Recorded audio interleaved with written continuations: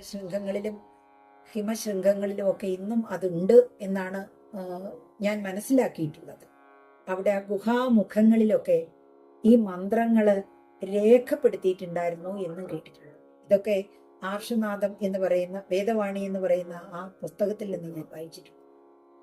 അപ്പോ ആ വേദമന്ത്രങ്ങള് അന്ന് നമുക്ക് സുലഭമായ മാർഗങ്ങളിൽ കൂടി പ്രചരിച്ചു. സുലഭമായ മാർഗം ഗുരു ശിഷ്യന് ഉപദേശിക്കുക, അല്ലേ? പരമ്പരയാ പ്രോക്തമെന്ന് ഭഗവത്ഗീതയും പറയുന്നുണ്ടല്ലോ. ഗുരുവിൽ നിന്ന് മന്ത്രത്തെ ദർശിച്ച ഗുരു ആ മന്ത്രത്തെ കർണാകർണേന് തന്റെ ശിഷ്യന് ഉപദേശിച്ചു. ആ ശിഷ്യൻ പ്രശിഷ്യനായിട്ട് അങ്ങനെ പ്രശിഷ്യ പരമ്പരയ്ക്ക് ഉപദേശിച്ചു കൊടുത്തു.